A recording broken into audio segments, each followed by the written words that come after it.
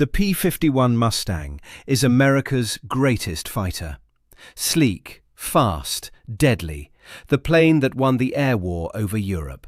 Stars and stripes on the fuselage, Hollywood heroics, the whole package. Except the Americans didn't commission it. The British did. The United States Army Air Corps didn't want it, and it was mediocre until Britain fitted it with a Rolls-Royce Merlin engine. The Spitfire was built for different combat, intercepting bombers over Britain, dogfighting at medium altitude, defending home airspace. The Mustang was built to escort B-17s 1,200 miles into Germany and back. Different missions, different designs. That's exactly why the origin story matters more than the specs. This isn't about which fighter was better. It's about who built what and why Hollywood wrote half the story out of history. Britain commissioned the aircraft. Britain named it. Britain fixed it. Then America built 15,000 of them and claimed the whole legend. January 1940. Britain has been at war for 4 months. The Royal Air Force is buying aircraft from anyone who'll sell. The Curtiss P-40 Warhawk comes closest to European standards, but Curtiss-Wright Corporation is running at capacity, tooling up for French orders, British orders, and the trickle of American contracts finally arriving after years of peacetime starvation. No room for more production. The British Purchasing Commission, headed by Sir Henry Self, needs fighters. Badly. Self's mandate is simple. Determine if American combat aircraft can be of any use to the Royal Air Force. The answer so far is mixed. American designs lag European fighters in speed and altitude performance. But American factories have capacity. British factories are stretched. The Commission needs volume, and they need it fast. Self approaches North American Aviation at their Inglewood, California plant. North American has been building trainers, the NA-16 series, that the RAF orders in huge quantities as the Harvard for the Commonwealth Air Training Scheme. The company delivers on time, every time. The British trust them. Self's pitch is straightforward. Build Curtiss P-46 under license for the Royal Air Force. North American's president is James H. Dutch Kindleberger, 45 years old, pilot, aeronautical engineer, former Army Air Service officer. He's run the company since 1934. Before that, he worked at Douglas Aircraft. He knows fighters. He also knows North American hasn't built one. Kindleberger sits across from the British Commission and makes a counter-proposal. He tells them North American can build P-46 if that's what they really want. But he can design a better aircraft, powered by the same Allison V1710 engine, and deliver it in the same time frame it would take to establish a P-40 production line. Maybe faster. The British are sceptical. North American has never designed a high-speed fighter. Kindleberger points to his chief engineer, J. Leland Atwood. He points to his design team, Raymond Rice, Edgar Schmood, Larry Waite, E. H. Hawkey. He tells the Commission his engineers have been working on a fighter concept since the summer of 1939. Not a contract, not a government program, a private venture. They've already done most of the preliminary design work. The British ask how fast. Kindleberger tells them 120 days from contract signing to first flight. On April 10, 1940, the British Purchasing Commission agrees to the proposal. On May 4th, they approve the detailed design drawings, formally commencing what North American designates the NA-73 project. On May 29th, they sign a contract for 320 aircraft. The terms are specific. First production aircraft delivered by January 1941. Full run completed by September 1941. Unit cost capped at $40,000. The British insist on one more condition. They want data. Curtiss has been testing a new fighter, the XP-46, in wind tunnels. North American needs to see those results. North American pays Curtiss $56,000 for the XP-46 aerodynamic data. The Curtiss material shows what doesn't work. The shorter wing reduces drag less than expected. The cooling system creates problems. The data tells Schmood's team where not to go. It doesn't design the NA-73. That work is already underway. The United States Army Air Corps watches from the sidelines. They hold veto power over any foreign aircraft sales. In early May 1940, the Army reluctantly agrees not to block the British sale, but they attach a condition. 2 aircraft from the initial production run must be transferred to the Army Air Corps for evaluation, free of charge. No negotiation. Take it or the deal dies. The British agree. The 4th and 10th production NA-73s will become XP-51s under Army designation. This isn't enthusiasm from the US military. It's a toll. The Army tests foreign designs when they have to. They're not interested in adopting a British specification fighter. They have their own programs, the P-38 Lightning, the P-39 Aerocobra, the P-40 already in production. The NA-73 is someone else's project. North American's design takes shape fast. The airframe is all-metal stressed skin construction, flush riveted to reduce drag. The wing uses a laminar flow airfoil profile developed with the National Advisory Committee for Aeronautics. Instead of maximum thickness at 20% chord like conventional wings, the NA-73 wing reaches maximum thickness at 50% chord. The airflow stays attached longer, creating less turbulence, less drag. The trade-off is less lift at low speeds, which means larger, more powerful flaps to keep landing approaches manageable. The wing also has to be strong enough to mount guns and carry fuel. Each wing houses a self-sealing fuel tank between the spars, one in each inboard section. Total internal capacity is 180 US gallons, almost twice what a Spitfire carries. The main landing gear retracts inward into wells in the wing roots, giving the aircraft a track of nearly 12 feet. Wide stance, stable landings. The wheels tuck up completely, covered by doors that close after extension. The fuselage is designed in 3 sections, forward, centre and aft, bolted together for ease of manufacturing and field maintenance. The cockpit sits well back, giving the pilot good visibility forward and to the sides, though the framed canopy creates blind spots to the rear. An armour plate, 8 mm thick, protects the pilot's back. A bullet-resistant windscreen guards the front.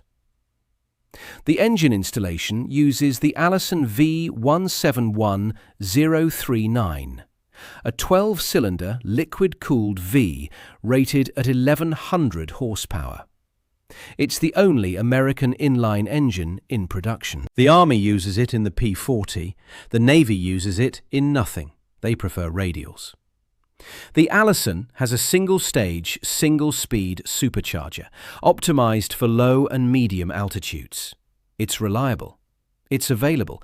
But it's not built for the thin air above 20,000 feet. The radiator setup is unusual. Instead of mounting cooling radiators in the wing leading edges or on the sides of the fuselage, Schmood's team puts them in a duct underneath the rear fuselage, behind the cockpit. The inlet scoops air from below. The air passes through radiators for engine coolant and oil. As it heats up, it expands. When it exits the back of the duct, it's moving faster than when it entered. The heated air produces a small amount of thrust, propulsive recovery from waste heat. The concept is called the Meredith effect, named after British engineer Frederick Meredith, who published the theory in 1935. North American is one of the first companies to implement it successfully. Armament follows British specifications. 2 Browning M2.50 caliber machine guns are mounted in the nose, synchronized to fire through the propeller arc. 4.50 caliber guns sit in the wings, 2 per side, outboard of the landing gear. 4.30 caliber Browning guns are mounted further outboard, 2 per side. Total armament 6.50 caliber and 4.30 caliber machine guns. The British like heavy firepower. The prototype, designated NA-73X, is built in sections. Workers finish the fuselage, wings and empennage separately, then bring them together for final assembly. On September 9, 1940, the NA-73X rolls out of the Inglewood factory, 102 days after the May 29th contract signing.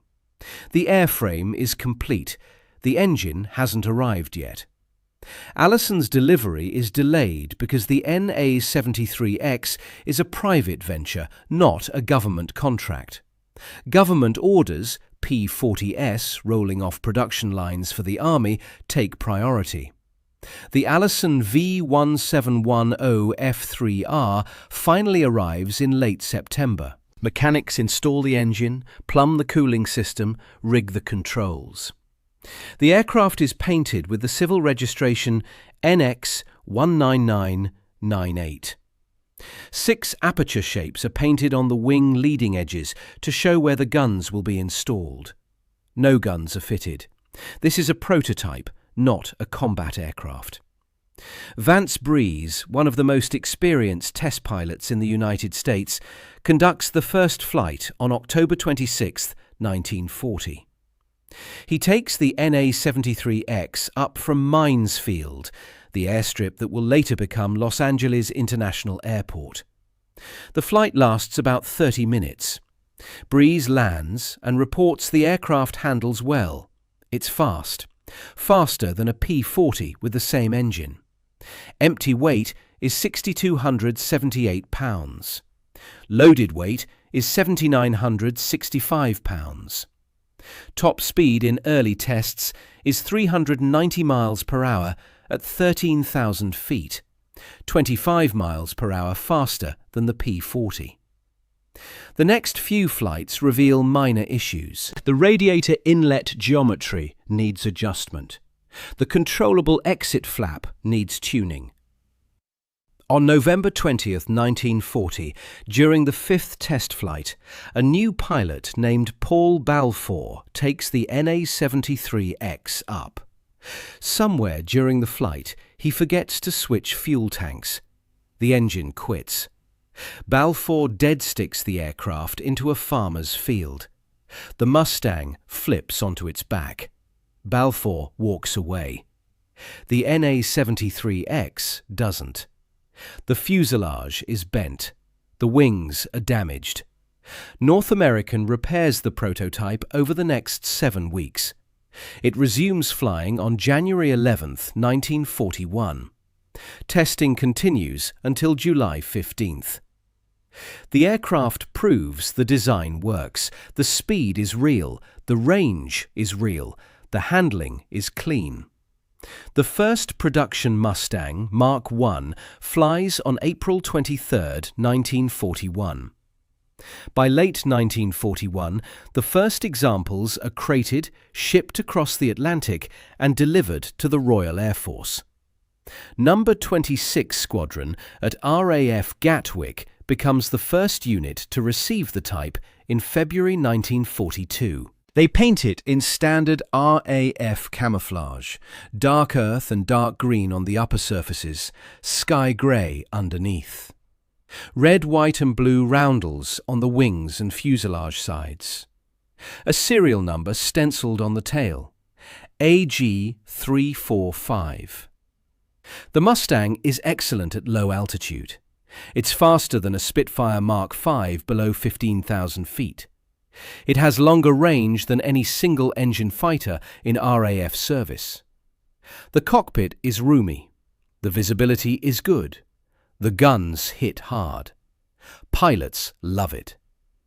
Above 15,000 feet, the Allison engine fades.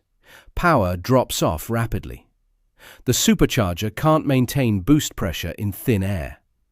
By 20,000 feet, the Mustang is slower than a Spitfire, slower than a Bf-109, slower than anything it might have to fight.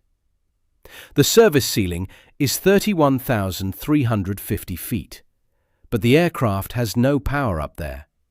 It's a low-altitude machine. The RAF uses it accordingly. The Mustang becomes a tactical reconnaissance platform and a ground attack fighter. On May 10, 1942, Flying Officer G.N. Dawson of No. 26 Squadron conducts the Mustang's first combat sortie, a low-level strafing run against a German airfield and a supply train on the French coast. The Mustang's speed and range make it ideal for hit-and-run attacks deep into occupied Europe. On August 19, 1942, during the amphibious raid on Dieppe, a Mustang pilot from the 414th Squadron, a Canadian unit with an American volunteer at the controls, shoots down a Focke-Wulf FW-190. It's the Mustang's first confirmed air-to-air kill. In October 1942, Mustangs become the first single-seat fighters to penetrate German airspace from England, hitting targets over Dortmund. But the Allison is holding the aircraft back from its full potential. The airframe is cleaner than anything else flying. The range is unmatched. If the Mustang could fight at altitude, it would be a war winner. As it is, it's just a very good low-altitude fighter doing valuable but unglamorous work. April 1942. RAF, Duxford, England. Wing Commander Ian Campbell Ord stands on the tarmac outside a hangar, looking at a Mustang Mark I, serial number AG422. Fresh from North American, delivered to the Air Fighting Development Unit for evaluation. Campbell Ord commands the AFDU. His job is to test new aircraft, write reports, and tell the Air Ministry what works and what doesn't. He knows the Mustang's numbers. He's read the performance charts. 380 miles per hour at 15,000 feet. 31,000-foot ceiling. Good below 12,000 feet. Mediocre above. But the airframe. The airframe is the cleanest thing he's seen. Low drag, high efficiency, massive internal fuel capacity. If the engine had altitude performance, this aircraft would dominate. Campbell Ord picks up the phone and calls Rolls-Royce's flight test establishment at Hucknall. He asks for Ronald W. Harker. Harker is a Rolls-Royce test pilot, 33 years old. He's flown Hurricanes, Spitfires, Defiance, every RAF type that uses a Merlin engine. He knows what the Merlin can do. He's also flown enough different airframes to recognize when an engine is mismatched to a good design. Harker drives down to Duxford. Campbell Ord shows him AG422. Harker walks around the aircraft. He looks at the wings, the fuselage, the landing gear. He climbs into the cockpit. The seat is comfortable. The controls are well placed. The canopy framing is heavy, but the view forward is good. He starts the Allison V1710. The engine catches, settles into a steady idle. Harker releases the brakes and taxis out. He takes off and climbs to 5,000 feet. The Mustang accelerates smoothly. The controls are light, responsive. He pushes the throttle forward and watches the airspeed climb. 320 miles per hour. 340, 360. At 5,000 feet, the Mustang is faster than a Spitfire Mark V. It's faster than anything Harker has flown at this altitude, except a Spitfire Mark IX with a Merlin 61. He keeps climbing, 10,000 feet. The Mustang is still accelerating, 15,000 feet. The speed holds. Harker levels off and flies straight for a few minutes, checking the handling. The aircraft is stable, well balanced. The ailerons are crisp. The rudder is effective, no vices. Then he climbs higher, 18,000 feet, 20,000. The Allison starts losing power. The manifold pressure drops. The airspeed bleeds off. By 22,000 feet, the Mustang feels sluggish. Harker pushes the throttle to the stop. The engine is running at maximum power, but there's nothing left. The supercharger can't compress enough air. The power just isn't there. Harker descends back to 10,000 feet and runs a few more handling tests. Then he lands, taxis back, and shuts down the Allison. He climbs out of the cockpit and finds Campbell Ord. He tells him the Mustang is the best low-altitude fighter he's flown. The airframe is brilliant. The range is phenomenal. But the engine is wrong. The Allison is optimized for the wrong altitude band. Above 15,000 feet, it's a liability. Harker knows exactly what the Mustang needs. He's flown Spitfire Mark IXs with the new Rolls-Royce Merlin 61 engine. The Merlin 61 has a two-stage, two-speed supercharger designed by Rolls-Royce engineer Stanley Hooker. It produces comparable power to the Allison at sea level, around 1,500 horsepower. But at 25,000 feet, the Merlin is still delivering 1,390 horsepower. The Allison is down to 1,150 horsepower at 11,800 feet. The difference is the supercharger. Harker writes a letter to Rolls-Royce. He recommends fitting a Merlin 61 into the Mustang airframe. The dimensions are close enough. The weight is manageable. The power increase would be dramatic. Rolls-Royce engineers at Hucknall take the idea seriously. On June 1, 1942, they run calculations. They project the Mustang's top speed would increase from 370 miles per hour to nearly 430 miles per hour just by swapping the engine. At 25,000 feet, the Merlin-powered Mustang would be nearly 100 miles per hour faster than the Allison version. The service ceiling would jump from 31,000 feet to over 40,000 feet. The numbers are compelling. In August 1942, the Royal Air Force authorizes a conversion program. 5 Mustang airframes will be re-engined with the Merlin 65, a variant of the Merlin 61 optimized for medium and high altitudes. The modified aircraft are designated Mustang X. The conversion work is assigned to Rolls-Royce at Hucknall. Hucknall is a quiet airfield near Nottingham, home to the Rolls-Royce Flight Test Centre since 1934. 2 large hangars house experimental aircraft and engine test rigs. Skilled fitters and mechanics work alongside engineers, modifying airframes, testing engines, troubleshooting problems. The first Mustang arrives in early August 1942. Serial number AL975. It's an early production Mustang Mark I, originally fitted with an Allison V1710. The Rolls-Royce team strips out the Allison, removes the engine mounts, and starts designing custom mounts for the Merlin.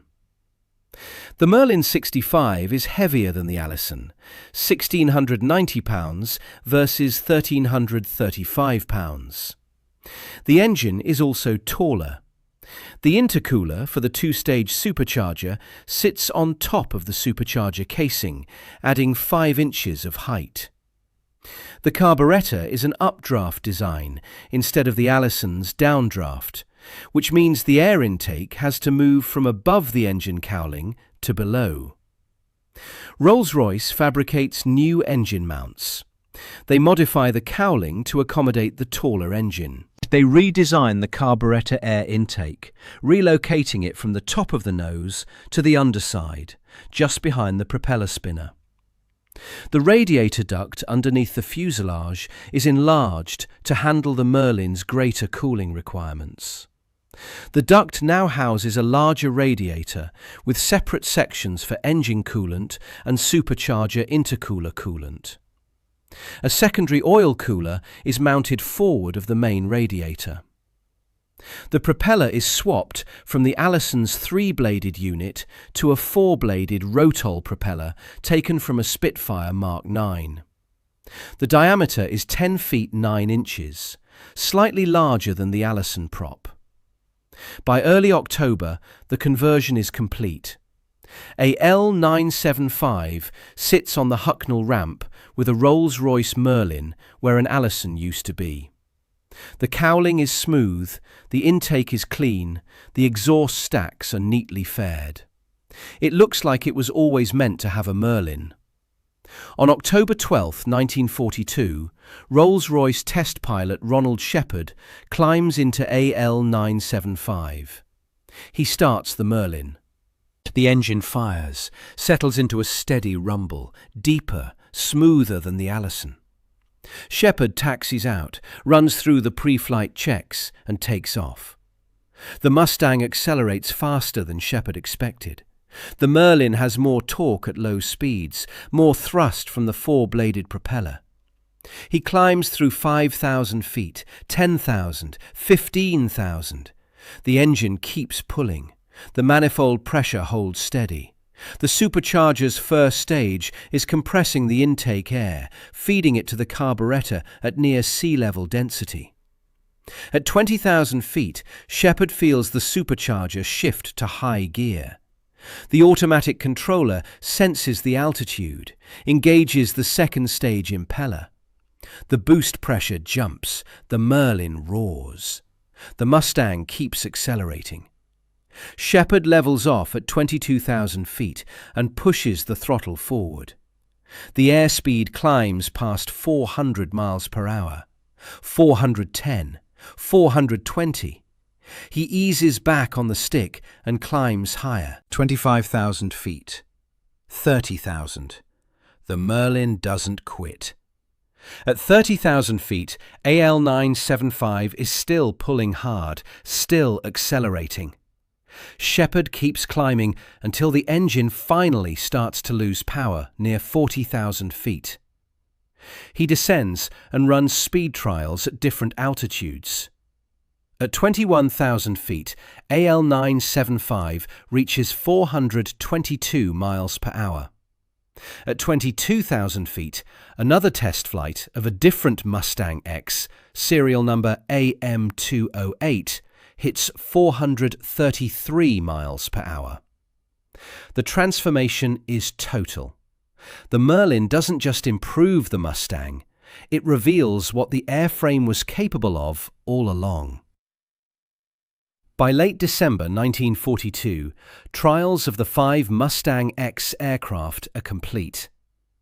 The results are described in official reports as spectacular, especially at high altitude. The Merlin's 2-stage supercharger maintains boost pressure, where the Allison's single-stage can't. At 25,000 feet, the Merlin Mustang is nearly 100 miles per hour faster than the Allison Mustang. The service ceiling increases by over 9,000 feet. The absolute ceiling of AL975 tests at 40,600 feet. Rolls-Royce wants to convert 500 RAF Allison-powered Mustangs to Merlin power, but the resources aren't available. Rolls-Royce factories are already running at capacity, building Merlins for Spitfires, Lancasters, Mosquitoes. Britain can prove the concept. But Britain can't scale production fast enough to re-engine hundreds of Mustangs. The United States can. North American aviation has been watching the British work. In July 1942, before AL-975 even flies, North American receives a contract for 2 Merlin-powered prototypes. The engines will be Packard V1650-3s, license-built Rolls-Royce Merlin 61s, manufactured at Packard Motor Car Company in Detroit, Michigan. Packard has been building Merlin since August 1941, initially for British Avro Lancasters and American Curtiss P-40Fs. By mid-1942, Packard's production rate is climbing fast. The Detroit plant is tooled for mass production. Rolls-Royce provides drawings and specifications.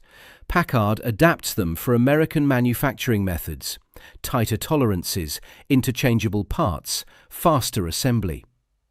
By 1943, Packard is producing 400 Merlin engines per week, double Rolls-Royce's entire British output. North American designates the Merlin Mustang prototypes XP-78. The designation is later changed to XP-51B. The conversion is more extensive than the British Mustang X. North American redesigns the forward fuselage completely. The engine mounts are strengthened to handle the Merlin's greater weight. The cowling is reshaped to accommodate the intercooler on top of the supercharger. The carburetor air intake is relocated from above the engine to below, with a prominent scoop under the nose. The radiator system is completely redesigned in collaboration with Harrison Radiator Division of General Motors. The new system uses a single large air scoop aft of the cockpit, but inside that scoop are 3 separate radiators. One radiator cools the engine. A second radiator cools the supercharger intercooler. A third, smaller radiator cools the engine oil. All 3 radiators share the same airflow, but the coolant circuits are completely separate. Each radiator has a controllable exit door to regulate temperature. The propeller is an 11-foot 2-inch diameter Hamilton Standard 4-bladed unit with hard-molded rubber cuffs at the roots. It's larger and heavier than the British Rotol propeller used on the Mustang X. On November 30, 1942, North American test pilot Robert Chilton takes the first XP-51B up from Mines Field in Southern California. He skips the usual low-level speed runs and climbs straight to altitude. He wants to test the Merlin where it matters, high and fast. At 10,000 feet, the Mustang is accelerating smoothly. At 15,000 feet, the airspeed is still climbing. At 20,000 feet, Chilton feels the supercharger shift to high gear. The boost pressure jumps. The engine note changes, deeper, more forceful. The Mustang keeps pulling. Chilton levels off near 30,000 feet and runs a speed check. The indicated airspeed is higher than any Allison-powered Mustang has ever achieved at this altitude. He maneuvers the aircraft, checking the handling. The controls are still responsive. The aircraft is stable. No buffeting, no compressibility effects. The Merlin has plenty of power left. Then the coolant temperature starts climbing. The radiator inlet door is open. The exit door is open, but the coolant is overheating. White vapor trails behind the aircraft. Chilton throttles back, descends, and lands with the temperature still climbing. The radiator system needs work. Harrison Radiator goes back to the drawing board. They increase the size of the radiator cores. They adjust the inlet and exit door geometry. They improve the airflow distribution between the 3 radiators. The modified system is tested on the ground, then installed in the XP-51B. Chilton flies it again. The cooling system works. The temperatures stay in the green. With the cooling problem solved, Chiltern pushes the XP-51B to its limits.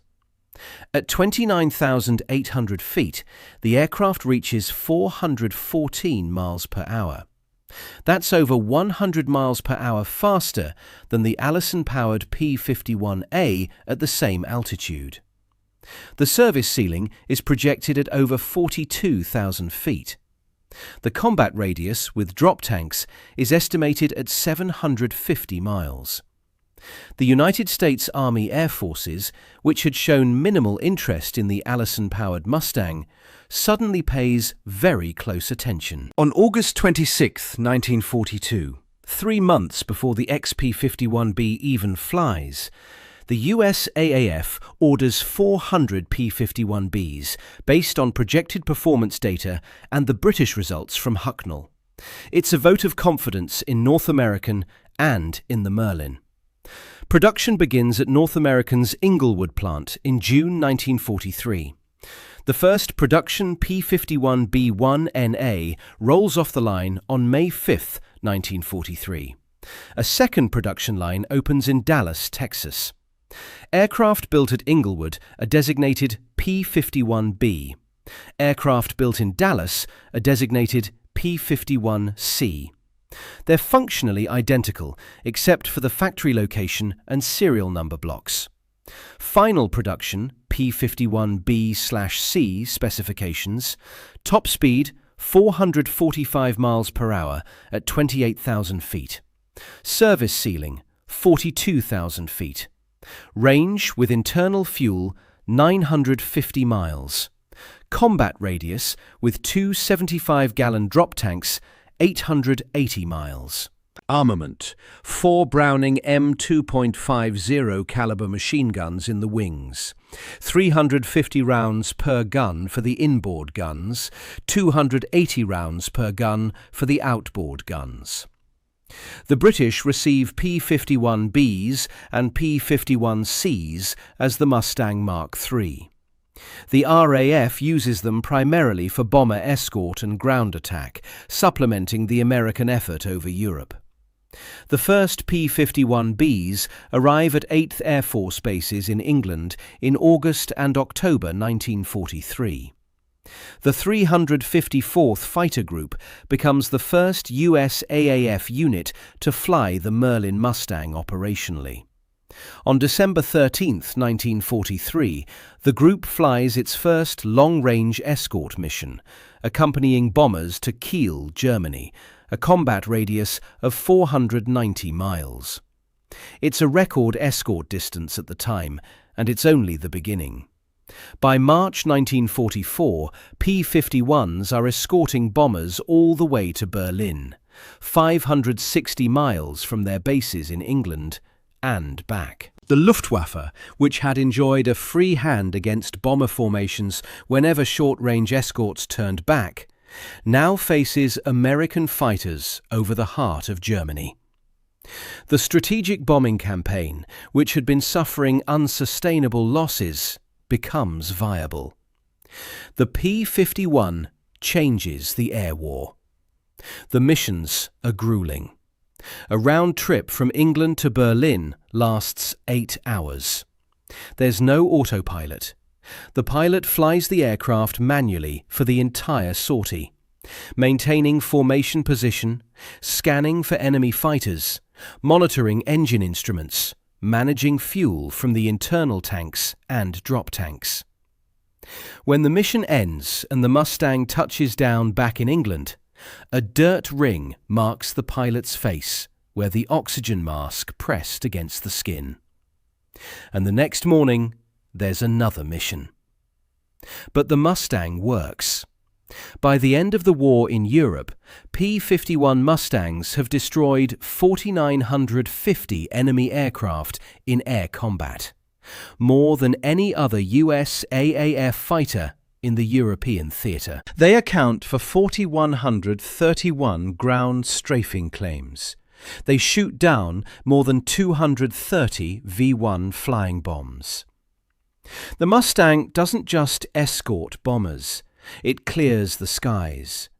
In the Pacific, P-51s operate from Iwo Jima starting in the spring of 1945, escorting B-29 superfortresses on raids against the Japanese home islands. The range that made the Mustang invaluable over Europe proves equally vital over the Pacific's vast ocean distances. One final variant deserves mention: the P-51H. The P-51H is the last production model and the fastest. It incorporates extensive weight-saving measures: lighter structure, smaller fuselage fuel tank, reduced armament to 6.50 caliber guns instead of the P-51D's configuration. Aerodynamic refinements include a taller vertical tail and modified wing. The engine is a Packard V1650-9, a development of the Merlin with water injection for increased power. Top speed is 487 miles per hour at 25,000 feet, 50 miles per hour faster than the P-51D. Climb rate is 3,200 feet per minute at sea level. It's the fastest production piston fighter the United States flies during World War II. First flight is February 3, 1945. Production begins immediately. 555 P-51Hs are completed before the end of the war. But the war in Europe ends in May 1945. The war in the Pacific ends in August. No P-51Hs reach combat units in time to see action. The impressive performance is proven in testing, but the aircraft never gets the chance to prove itself in battle. Hollywood loves the P-51 Mustang. The shark-mouthed fighters appear in films as the ultimate American weapon, the plane that won the air war, flown by American pilots, built by American factories, powered by American grit. The narrative is clean, heroic, satisfying.